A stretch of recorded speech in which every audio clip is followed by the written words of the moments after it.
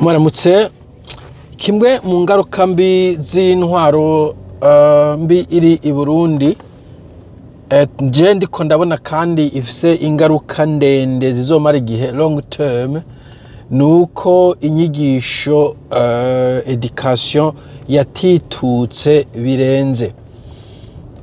Ndamaze gukora ama video atari make nerekana ukuntu abantu baba baserukira abandi, abantu babitwa bahinga, abantu baba baciye kuri kaminuza mugabo gasanga ntibafise ubushobozi bwo kuvuga ijambo ritomoye, umaje ikibazo kikamunanira kumboresha kuba bivanye na politiki baba bahengamiye ko, ariko rimwe rimwe urabashobora kubona yuko ari ubushobozi buke bafise au niveau intellectuel. Bon, ubu ndiko ndabona abantu b'abategetsi bariko bavuga ururimi rw'icyongereza kumbure batarushoboye. Ivyo si icaha kumbure ko icyongereza atari systeme kirundi ayo mu Burundi, ariko uvuga igifaransa hanyuma umu interprete agagufasha. Mugabo n'igifaransa giye numva umenga nka jewe nta university nize y'Ibujumbura, university nayize mu cyongereza mugabo hari gihe numva umuntu avuga igifaransa umenga wari kumpa yindi myaka ine kuri kaminuza kumbure byagomba ko ari igifaransa kivugika neza. Anyhow, atari jewe ariko mvuga uko education imeze vyaratitutse cyane, ahanini kubera impamvu nyinshi cyane mwese kumbure musanzwe muzi. Harimwo ivyuko mu bisanzwe hariho kuneglija, kutitaho ibintu vy'amasomo cyane cyane ushobora gusanga biva ku isonga.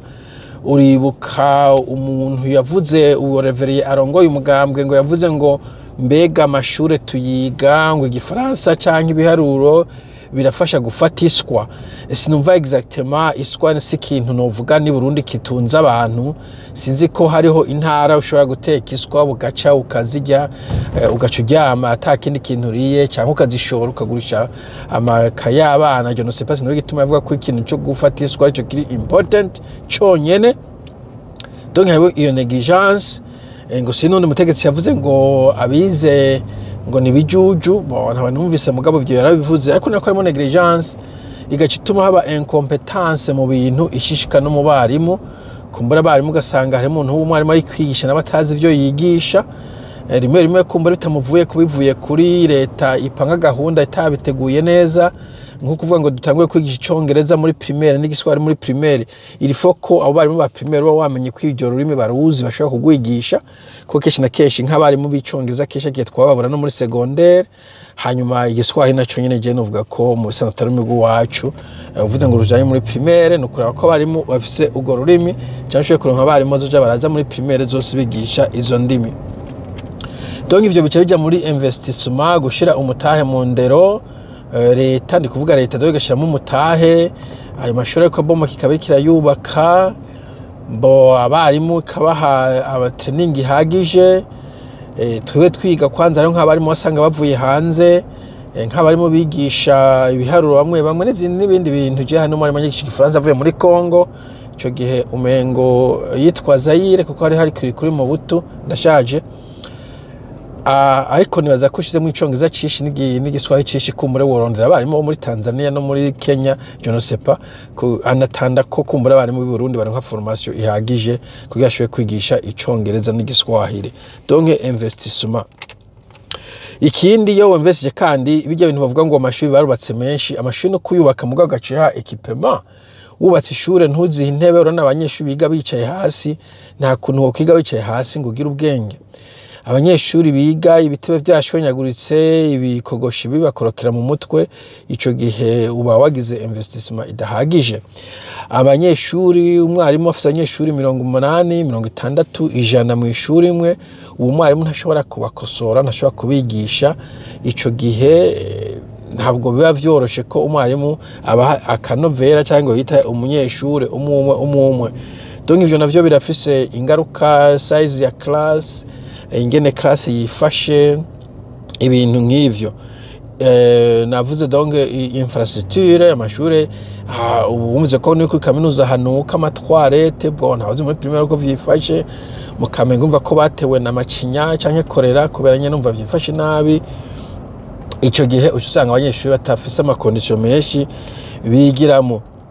iruhande y'ivyo iyo umunyeshuri yigana cyane cyane muri iyi si moderne tugezemwo kwigira ahantu hatagira amatara n'amazi, icyo ni ikibazo gikomeye cyane muri iki gihe. ukeneye ahantu hari laboratoire tujya tuntu twa chimie twa biologie twa physique mwiga, hakaba hari equipe mukaza mugira tu experience ugakora ku tuntu, niko kuntu wiga. Kwiga teori yonyine usanga bidafashije.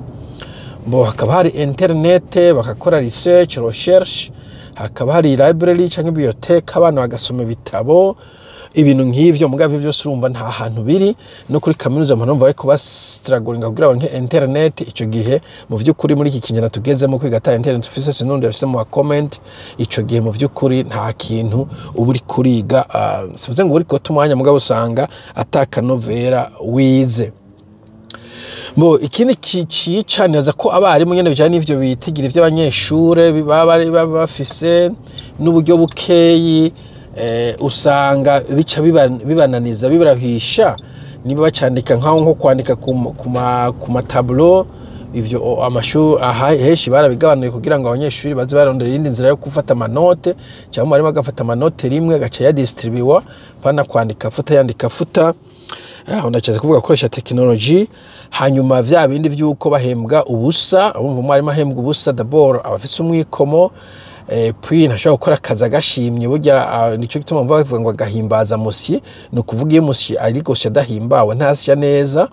Hanyuma ikindi agaje tangura kwisumamwo burya bitwara umwanya. Iyi politike ya CNDD-FDD dipfuye ngo buri muntu aje kurima. Urumva umwarimu mubwiye ngo nuje kurima, no kuvuga mu gatondo azindutse, ikintu ca mbere akora acira amase ku mutwe akabanza kuja mu ndimo kuraba ko vyifashe, agaja ku ishure bishobora kumutuma acererwa. Hanyuma yigisha umutwe uburiko za mbuto zanje zihagaze gute, wa mukozi na sazigaye yakoze, ya angere bayindonkeye, umuntu atelefona vya bintu ndabishikanye, ugasanga ari distracted nako kazi ko kugira yisumemwo kugira kamubesheho. Hanyuma ubuzi bwishi nk'abarimu usanga ajya amasaha bari kwigisha siyo bakosoramo nk'akarorero. Arigisha agace taha muhira yatanze interrogation akayikosora. Murabizi abantu mwigisha canke mwize, mwarimu ntakosorera mu ishuri, akosora mu masaha yitwa yiwiwe, na weekend baba ariko arakosora. Rero azi ko weekend azoba ariko ararima, aca tanga interrogation yoroshe, bimwe bita question ashwa multiple nk'akarorero.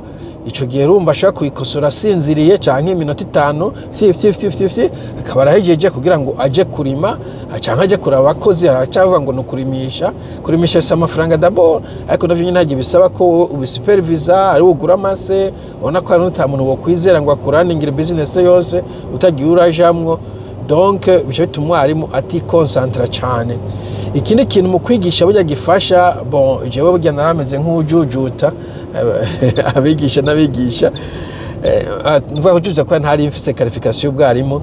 Iyo wigisha urakora recherche nawe, urakora recherche kugira ngo ejo ugiye kwigisha sujet uzowuyumva neza, kuko ntuza abana bibazo bazokubaza kandi uri nk'umwarimu biramaramaje kugira ngo wigishe kuri sujet umwana akubaze ngo uvuga ngo nzogaruka ejo. Asipoze kugira ngo uzogaruka ejo, wumva ubwejo ushaka kurondera inyishu kugira ngo uzoje uyizanye. Dantureka kugira research birakenerwa, biba ngombwa. Ico gihe rero nivyo bisabwa ko uba ufise ivyangombwa muri gihe research iri kuri internet, ntahandi wokora research. Ikindi kandi research umva ko isaba umwanya, ukarisearchinga ukavyegeranya neza ingene uzobipresenta ejo. Urondera examen uraresearchinga no kuraba ikibazo gifise sense gifasha abanyeshure. Wigisha tekinike yo nk'ukundi bisako nawe kutwo tuntu uzoja kudemontra dukora ko nako dukoze ibintu nk'ivyo. Donc uwo mwanya ntusobera kuboneka iyo abantu babwiye ngo ni mutahe muce murima, muce mworora, muce mudandaza, muce muja kurangura ibintu nk'ivyo. Ivyo navyo birimwo mu bituma education izamba kwa abana. Donc usanga bariko barajujuta, sito abarimu usanga nabo bari busy n'ubuzima bwabo bubahemba, kuko urumva bwarimu butabwa budahembwa.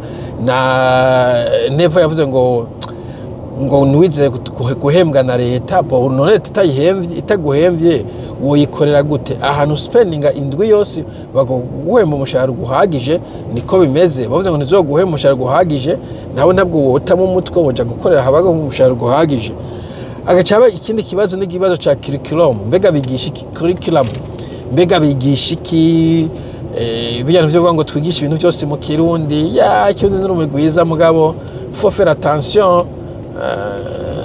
sinzi ntuzeye lengo uri kwiga kugira bizogende gute uri kwiga kugira ngo uzoje guca imigani uri kwiga kugira ngo realistic ugomba kuba realistic uri kwiga kugira ngo uzobe umushikiranganje uri kwiga kugira ngo uzoje gukora hanze ibiri realistic nuko kenshi na kenshi usanga ari vyiza ko umenya indimi zo hanze ntacyo bitwara jewe nari igihe twiga igifaransa cyafise intuze nyinshi amasaha menshi kandi nzi igifaransa neza cyane kabisa à l'époque umwarimu w'igifaransa nama ndi favori wiwe teacher's pet hanyuma tukiga n'icyongereza bo cyongereza sinacitaho mu vy'ukuri mugabo narabitora bibaye ariko nicagabanije ku Kirundi cyo Kirundi nzi kirarenze no ndacakivuga nyuma y'imyaka 30 mvuye mu Burundi kandi n'ubwatuzo ndacabukora ndacabushirako umusabye ngo cyo kubwatuzo nta kazi nakame kandengana vyumvikana yuko kwiga ibindi vyigwa mu gifaransa ntabwo canke kwiga igifaransa cishi navyo vyantwaye Kirundi bigutwaye Kirundi no kuvuga kumbure haba hari kindi kibazo so donc curriculum nayo no kuraba yuko bariko bigisha ibintu by'akamaro ibintu bigezweho technology igezweho digital skills ibintu by'ama digital kumenya gukoresha ordinateur kuko nivyo bigezweho wize nibutse umugenzi wundi yize ishuri technique hanyuma giye hanze asanga mu bisanzwe ntashobora gukora mekanike kubera iki bakoresha technology atigeze akora zo ko amaso no kuraba kwivyo byose donc curriculum na abantu bari kwiga ibintu by'akamaro ibintu bizobifasha no kuri university rona yuko bari kuvuga ko batagira amatwarete university nzima ko amadotware ava kandi akava imicafu yo mwiwese ça c'est grave donc sinzi education ndabona yuko yabaye nabi hakacaje mu nivyo vy'ibiturire nivyo vya politique abantu baba endoctriner donc abana bazotaha nta kintu bazi bazi gukoresha technology moderne ntibazi kugira communication ntibashobora kugira entrepreneuria ntibashobora gukora research kenshi na kenshi gukora research no mu buzima busanzwe ni nk'ubuje nkora video nakora research ugane kuja hanze hakintu cha research byo gutelefona ngo mbwira uko meze uku cyangwa wa muntu baje nabire ngo mu consulta ku kintu bari kwironderera ivyo usanga ntavyo bazi ugasanga nta innovation ntibazi kwiyumvira outside of the box innovation ntabwo ari necessarily technology no kugira innovation mu buzima en principe burya bajya abantu bawusanga ati genda muri Rusaka Zambia cyangwa handi jya ni innovation kuvuga ati hano vyananiyereka nkora iki hari nabusanga bakoze donc ibintu bitandukanye n'ivyo abandi bamenyereye donc ndi kuvuga ko muri make bonera ko indero iri kiraba degrade bica vyibonekeza no mu bantu bari graduated ushobora kubona yuko umenga ntashobora kwandika Kirundi ntashobora kuvuga Igifaransa bon sinzi ko ibiharuro vyo babishoboye mugabo sanduti biforaro bigoye no kurusha Ikirundi hanyuma rero ugaca usanga kazoza karagoye kumenya mu bisanzwe bon iyo mediocrité ya CNDFTD en fait ntishobora kurama uvuze ngo umuntu ntagomba kwiga kugira ngo akora akazi runaka ico gihe naho ubona nyene ibintu byose biguma bizamba atakintu kimwe ca avance kubera abanegirije ama skills burya ama skills arakenerwa no serema muri mu bintu vya technique burya ibintu byo kuvuga ngo akazi technique bijumana naza katate nakazi nakama katari technique akazi kose gasaba ubuhinga d'abord ubumenyi ibintu ndabizi kenshi na kenshi kuko wavyize hanyuma za experience ivyo bintu uvuze ngo hari ubuzi ushobora gukora uvuye muhira atakiyo na kimwe wize cyangwa ushoboye ako kazi ntigakwiye kubaho akazi kose gasaba ubukorikori n'akazi ino kenshi na kenshi nituma akazi kose saba bakubaza ko ufite experience muri ako kazi anyway nashaka kuvuga ko musanzwe iyo mediocrité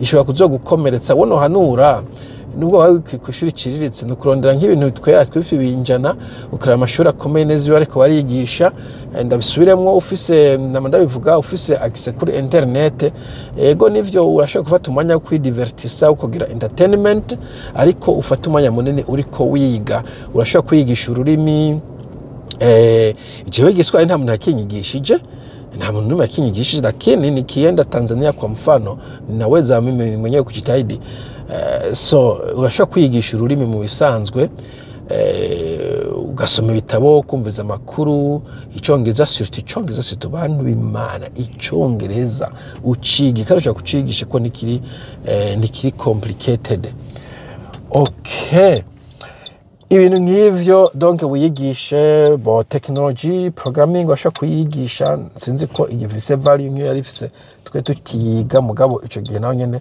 washaka kuyigisha okay sawa reka ngeza tuzosubira mugire umunsi mwiza bye bye